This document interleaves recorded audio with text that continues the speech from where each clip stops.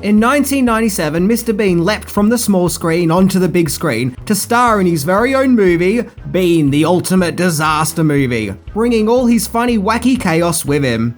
Starring Rowan Atkinson in his iconic role, the Bean movie sees Mr. Bean working for an art gallery, where they get rid of him by sending him to the States to take part in the return of an American painting called Whistler's Mother, where everyone in the States is under the impression that Mr. Bean is an art connoisseur and a genius, but instead he's Mr. Bean, where he stays with the Langley family and turns the family household upside down, once again because he's Mr. Bean. And to top it off, he destroys the Whistler's mother's painting. The question is, can Mr. Bean save the painting as well as the Langley family? So what happens when you take a popular British TV show and try to turn it into a movie? Well, today we are going to find out as we look into 10 things that you didn't know about Bean, the Ultimate Disaster Movie. Let's check it out.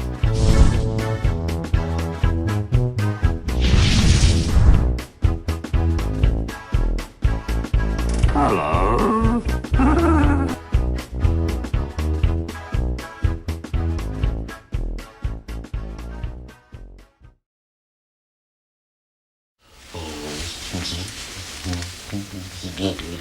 He's a genius, huh? That's what they tell me. Well, he looks like a fruitcake to me. Number 10, from TV to big screen. The Mr. Bean TV series had become huge throughout the 90s. The very first episode was broadcast on British TV channel ITV on January the 1st, 1990, and from there each year would see another 3 Mr. Bean episodes building from strength to strength. And in some years there was just one episode, but the show still became a 90s phenomenon thanks to the physical comedy of Rowan Atkinson. And with its popularity came merchandise, such as the Mr. Bean home videos. Heck, even Mr. Bean's teddy was a hit at store aisles. The last episode that was made was in 1995, titled Hair by Mr. Bean of London. So given that Mr. Bean had become a worldwide sensation, a movie seemed to be the next logical step. The movie was written by Richard Curtis and Robin Driscoll, who also wrote for the TV show, in a plot which saw Mr. Bean travel to Los Angeles, where he was chosen to lead an expedition for a painting called Whistler's Mother, while staying with an American family called the Langleys, where he has a turbulent friendship with David, the father/husband of the household. Yeah, this was a lot more complex than your usual Mr. Bean episode, which would often just see Mr. Bean in some kind of situation where he has to use his absent-minded and often chaotic creativity to get him out of said situation.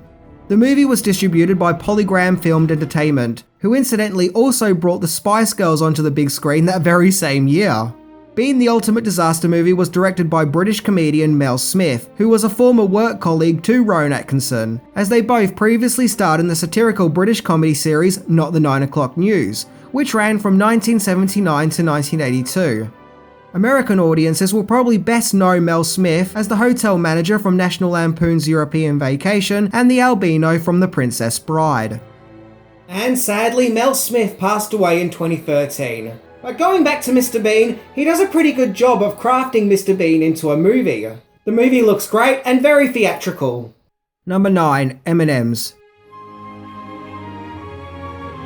Anyone else notice that throughout Bean, the Ultimate Disaster Movie, we see Mr. Bean eating M&Ms? Like, as in a lot of them. Frequently throughout the movie, we see the character munching away at the famous candy. Heck, he loves M&Ms so much, he even has to retrieve one out of a gunshot wound of a patient in a hospital, just so he doesn't miss out on all that M&Ms goodness, which is both weird and gross. Mr. Bean must have had a product placement deal with M&Ms, so if while watching the movie, if audiences get a sweet tooth, they can chow down on some good old M&Ms. However, the Mr. Bean and M&M partnership went beyond the movie, as also at that time there was an M&M's advert, where the two M&M characters are at a bowling alley, and Mr. Bean turns up to challenge the M&Ms at bowling, where he uses the red M&M to knock his pins down. I loved this advert at the time, and it's the kind of ad that you can only get in the 90s. Number 8, recycling old gags. Bean, the Ultimate Disaster Movie recycles a lot of gags from the TV show, such as getting his head stuck in a turkey, which is from the Christmas episode, and unknowingly popping a bag of vomit on an airplane, which is from the episode Mr. Bean Rides Again. I don't know how I feel about recreating these gags. On one hand, I like the theatrical recreations, but on the other hand, I would have liked to have seen more new gags. However, one gag that gets recycled isn't even from Mr. Bean. At the start of the movie, we see Mr. Bean frantically try to make a coffee, where he doesn't have a cup, so he pours all the contents into his mouth. This was an old gag that Rowan Atkinson had previously created for a TV show called Canned Laughter in 1979, where we literally see the exact same gag. However, I guess Canned Laughter wasn't as big as Mr. Bean or Blackadder, so not many people would have noticed the joke being remade for the Mr. Bean movie. Number 7. Casting.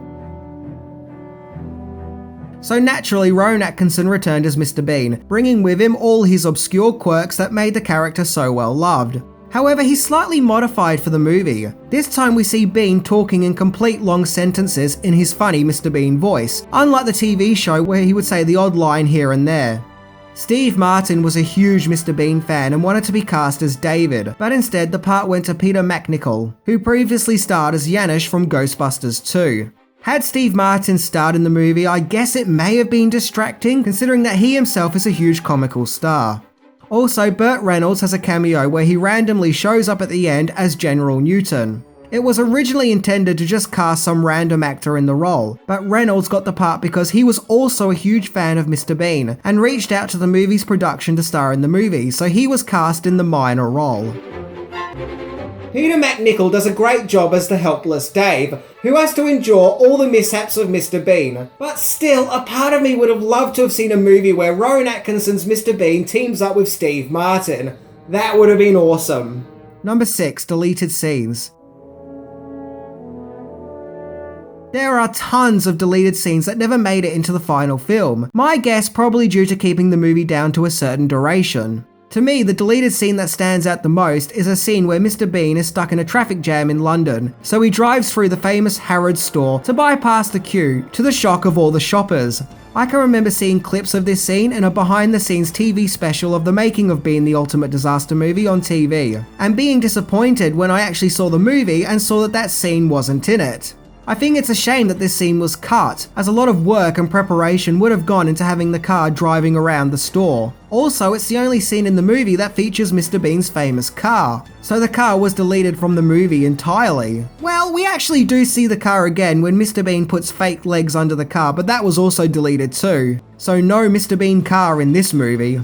There is another scene where Mr. Bean is pretending to be a secret agent around the art museum. Other deleted scenes include Mr. Bean falling asleep on the crotch of the airplane passenger. I guess that had to be removed because it was too rude. More scenes involving Bean's fiasco with the Whistler's mother's painting. More scenes of Bean flipping the bird at people, along with Mr. Bean skateboarding around Hollywood. There are tons of obscure moments that made it onto the cutting room floor. There were a lot of still images of these deleted scenes that were added to the picture book of this movie, which I actually had. Which once again made me wonder why these scenes weren't in the actual movie.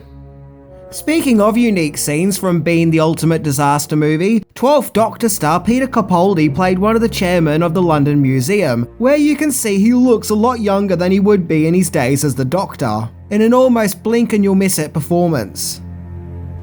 Number 5. Bean Around the World.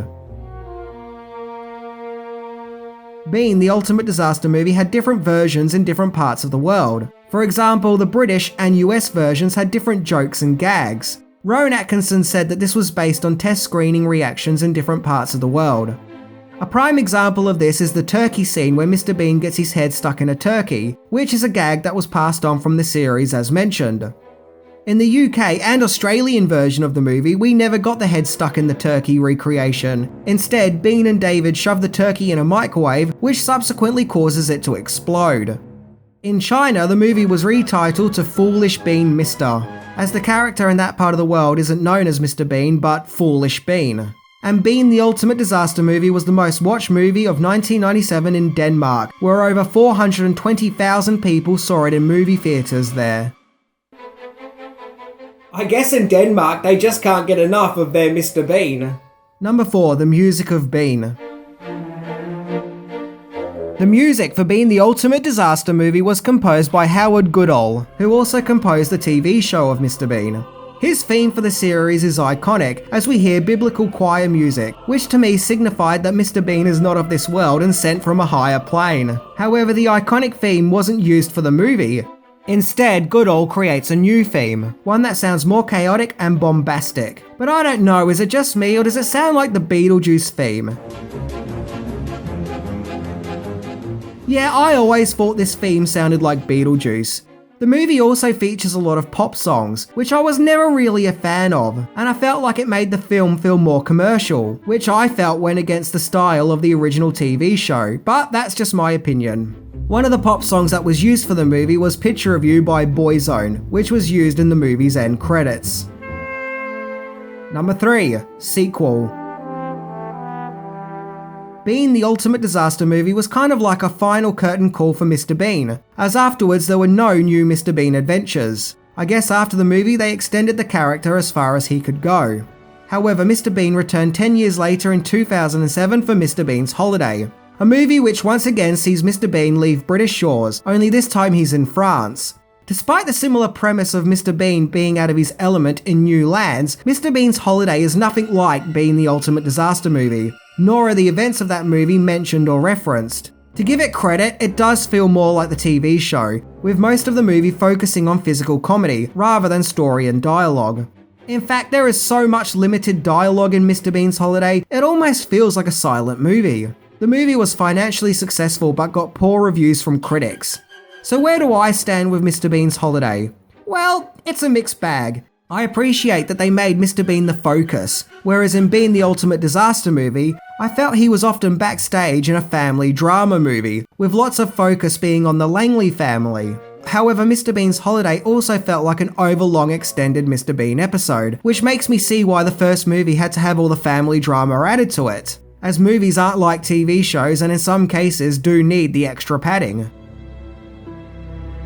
To me, the two Mr. Bean movies are kind of like a yin and yang of each other, where one succeeds, the other one fails, and vice versa. I think it's kind of an example of what happens when you try to make a movie out of something which isn't really designed to be a movie. Speaking of Mr. Bean follow-ups, yes, I am aware that there was the Mr. Bean animated series that started in the late 2000s, but that was past my time.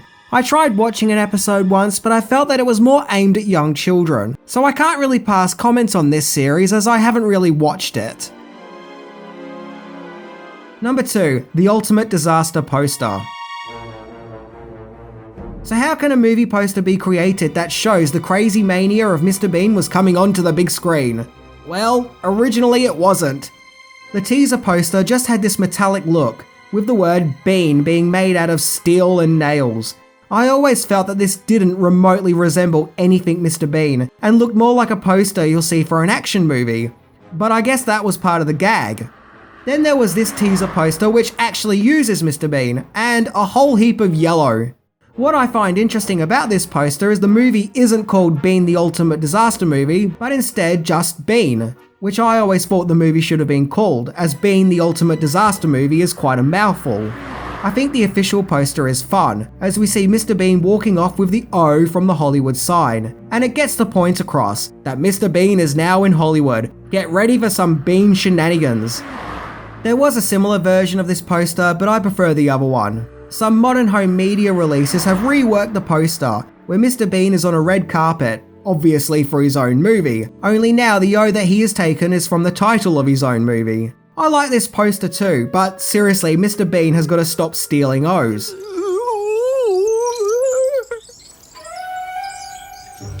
Number 1. Huge box office hit. Bean the Ultimate Disaster Movie was released in August 1997 in the UK and in November in the US. And this movie was huge at the time. I can remember everyone was talking about it and everyone wanted to go and see it. It was a massive box office success, bringing in over $250 million on an $18 million budget.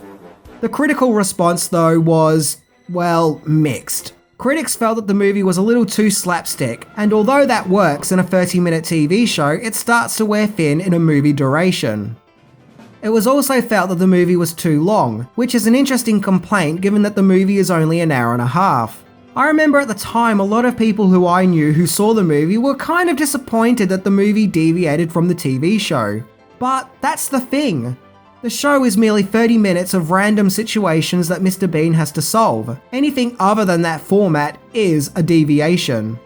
I appreciate the movie for being bold and adapting Mr. Bean into a new format, along with new situations, but I felt the subplot about an art gallery and a painting and the Langley family and all the family dramas just didn't feel like Mr. Bean.